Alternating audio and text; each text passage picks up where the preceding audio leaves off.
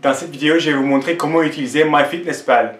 Pour ceux qui ne savent pas, MyFitnessPal, c'est un site ou un programme qui sert essentiellement à écrire tout ce que vous mangez et compte automatiquement vos glucides, lipides, protéines et calories.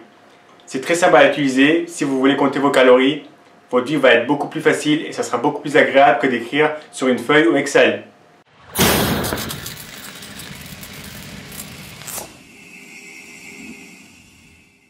Donc, vous allez commencer par aller sur le site myfitnesspal.fr.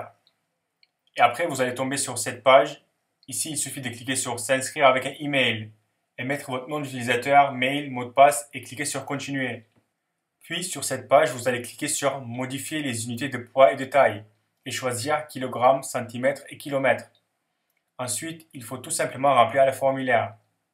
Ça, c'est très important pour ceux qui ne savent pas combien de calories il faut qu'ils mangent. Donc, ces informations vont aider les logiciels pour vous proposer le nombre de calories qu'il vous faut selon votre profil et objectif. En bas de la page, pareil, il vous demande votre objectif. Si vous voulez perdre du poids, choisissez perdre 0,5 kg par semaine.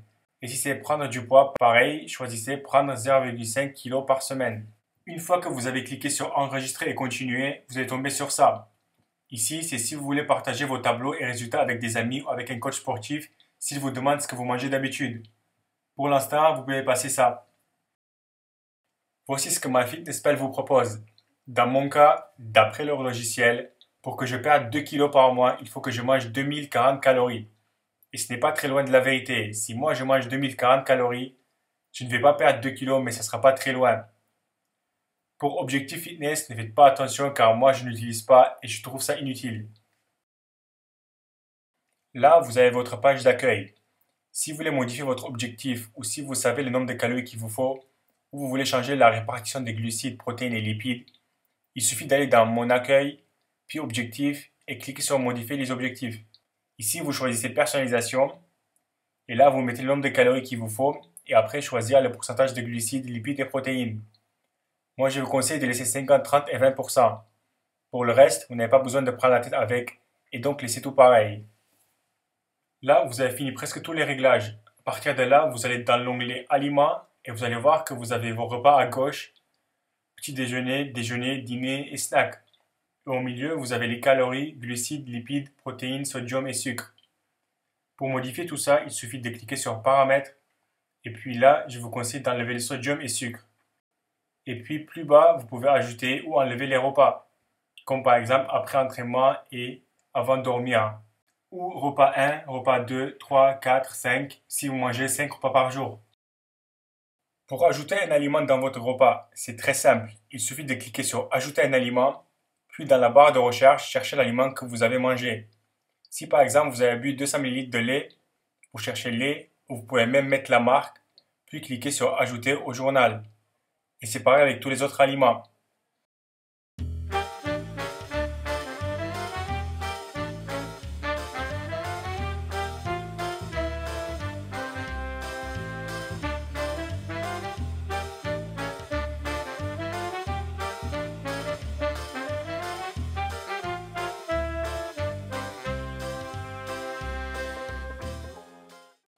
Il y a même les compléments alimentaires. Si par exemple vous cherchez la whey de chez MyProtein, il suffit de taper MyProtein Whey et vous avez la liste de tous les whey de chez MyProtein. Maintenant, à chaque fois que vous ajoutez un aliment, faites attention qu'il n'y a pas des erreurs. Car ça m'est déjà arrivé d'ajouter 20 g de sauce pesto et ça m'a mis 30 g de protéines au lieu de 3 g.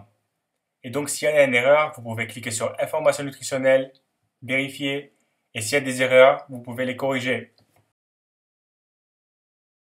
95% de ce que vous mangez, vous allez les trouver dans la base de données.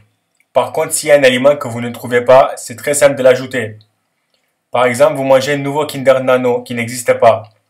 On vous propose une liste d'aliments qui ressemble à ce que vous cherchez. Et là, il suffit de cliquer sur Ajouter un aliment à la base de données. Vous indiquez la marque et une description.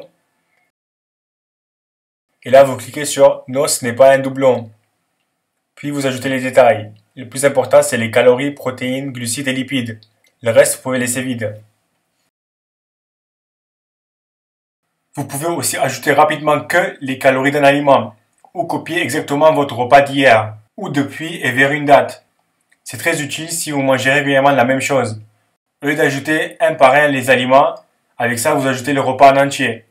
Quand vous avez fini de remplir vos repas de la journée, vous cliquez sur Terminer cette entrée et le logiciel va vous donner quelques petits conseils.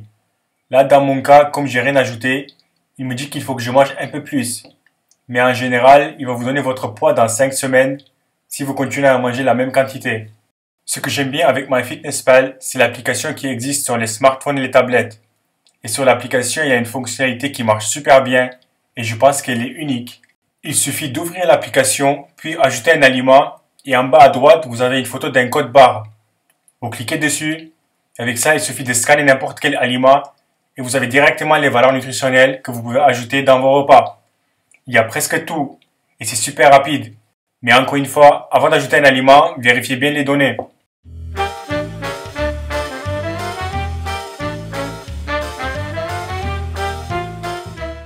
Autre chose qui est bien avec MyFitnessPal, c'est que vous pouvez partager votre profil, votre journal et ce que vous mangez avec vos amis.